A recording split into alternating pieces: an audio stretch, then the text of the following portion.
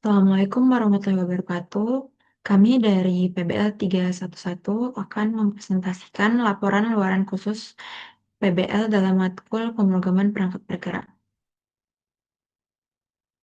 Luaran pertama, ketercapaian fungsionalitas kontributor yaitu saya sendiri Aurelia Azhar Putri Huda dengan NIM 4342411027 dan juga ada Zahra Sakinah 4342411029. Pada tahap akhir pengembangan proyek PBL, seluruh fitur yang telah dirancang pada tahap perencanaan dan analisis kebutuhan sistem manajemen Smart Door, Secure Door berhasil diimplementasikan dengan baik. Sistem ini dikembangkan secara terintegrasi antara aplikasi mobile dan web admin untuk mendukung pengelolaan akses pintu pintar secara efisien dan aman. Aplikasi Mobile Secure Door berfungsi untuk memudahkan penggunaan dalam melakukan kontrol akses pintu, pemantauan status pintu secara real-time, serta pengelolaan izin akses pengguna. Sementara itu, web admin digunakan sebagai pusat manajemen untuk mengatur data pengguna, perangkat Smart Door, riwayat aktivitas, serta konfigurasi sistem secara terpusat dan terkontrol. Satu, sistem menyediakan autentikasi pengguna melalui Google Sign-in yang terintegrasi dengan OWN 2.0. Status selesai. Dua, sistem menyediakan fitur pengendalian pintu secara real-time sehingga pengguna dapat melakukan perintah mengunci maupun membuka pintu melalui aplikasi. Status selesai. Tiga, sistem menampilkan status pintu terkini, terkunci atau terbuka pada layar utama aplikasi. Status selesai. Empat, sistem menampilkan tayangan video serta langsung dari kamera yang terhubung dengan perangkat pintu agar pengguna dapat memantau kondisi. Status selesai. 5. Sistem mencatat serta menampilkan riwayat akses pintu yang memuat informasi identitas pengguna, waktu, dan status pintu. Status selesai. 6. Sistem harus menghasilkan analitik sederhana dalam bentuk grafik. Status selesai. 7. Sistem mengirimkan push notification setiap kali pintu dibuka, ditutup, dan apabila terjadi aktivitas mencurigakan, misalnya percobaan akses segelar bulan. Status selesai. Front-end. Front-end aplikasi Secure Door Management System dikembangkan untuk mendukung dua platform utama, yaitu aplikasi mobile dan dashboard web admin. Aplikasi mobile dikembangkan menggunakan Kotlin dengan Jetpack Compose, sementara dashboard web admin dibangun menggunakan framework web modern seperti React atau Vue.js. Antarmuka aplikasi mobile dirancang untuk mendukung berbagai peran pengguna, mulai dari user atau mobile app hingga admin pada web dashboard. Aplikasi mobil berfokus pada kemudahan pengguna dalam melakukan autentikasi, kontrol pintu secara real-time, memantau status pintu, melihat riwayat akses, mengakses streaming kamera, serta menerima notifikasi keamanan. Berikut merupakan UI UX pada aplikasi mobile. Untuk yang pertama itu antarmuka autentikasi pada mobile. Terus selanjutnya ada UI UX atau antarmuka akses kontrol pada mobile, dan kemudian kamera manajemen, kemudian antarmuka history dan analytics pada mobile, dan antarmuka notification preference pada mobile, dan terakhir yaitu antarmuka system settings pada mobile. Terima kasih. Jadi table user di sini digunakan untuk menyimpan data akun pengguna yang mengakses sistem Secure Door.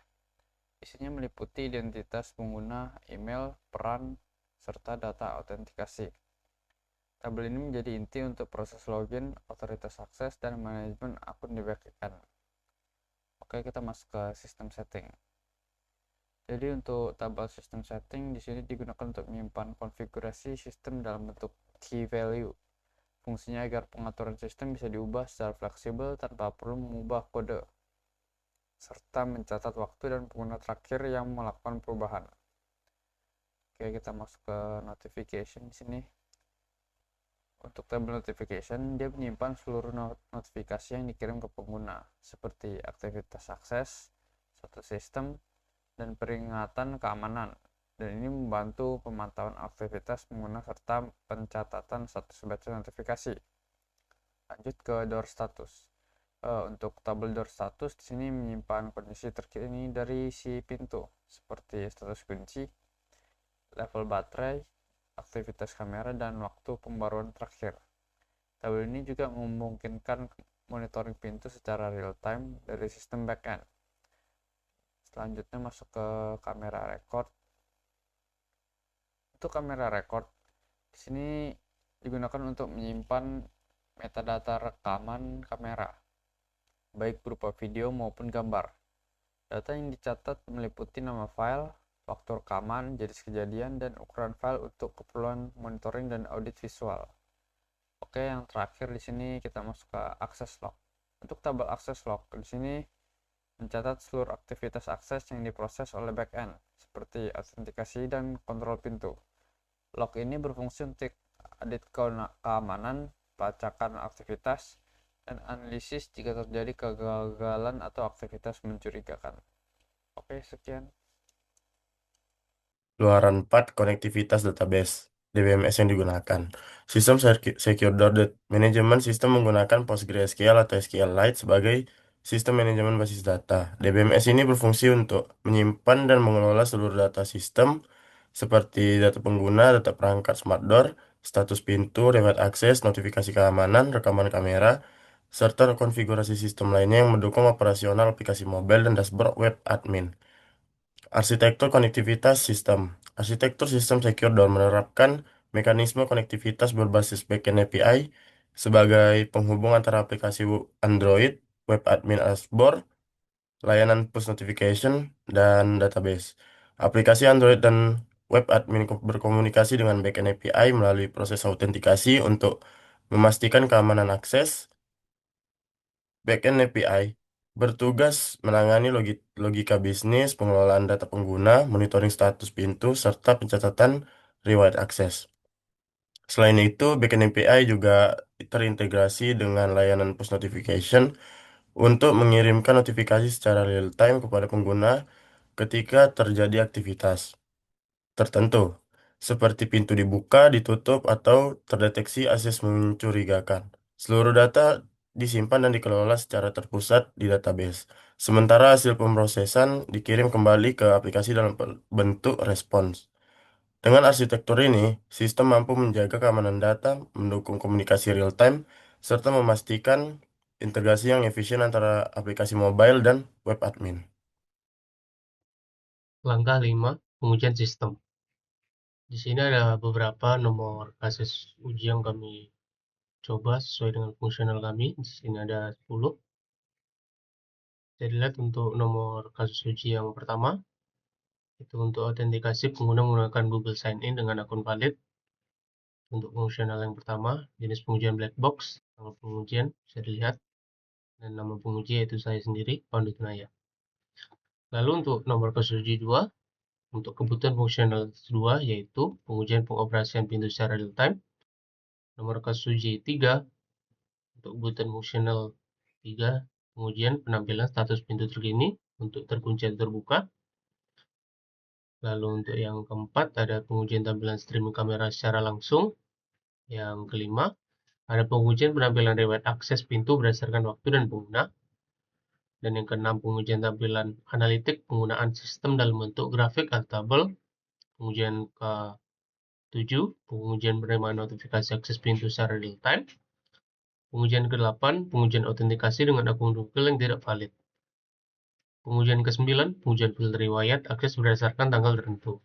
Lalu yang terakhir pengujian ke-10 pengujian tampilan notifikasi saat pintu dibuka oleh pengguna lain. Di 10 nomor kasus uji yang kami uji ini, kami menggunakan jenis pengujian black box semua. Dan yang menguji itu hanya satu orang saja, yaitu saya. Lalu untuk yang mengujiannya bisa dilihat berdasarkan cara. Closing statement. Selama pemenuhan keluaran PBL unsur pemrograman perangkat bergerak, kami menjalani proses pembelajaran yang sangat aplikatif. Pengembangan aplikasi mobile untuk sistem Smart Door Management mengajarkan kami bagaimana mengimplementasikan konsep pemrograman bergerak dalam proyek nyata. Penggunaan Kotlin dengan Jetpack Compose memberikan pengalaman langsung dalam pembangunan termuka yang responsif dan intuitif. Integrasi dengan Firebase untuk notifikasi real-time dan komunikasi dengan backend API memperdalam pemahaman kami tentang arsitektur aplikasi mobile modern.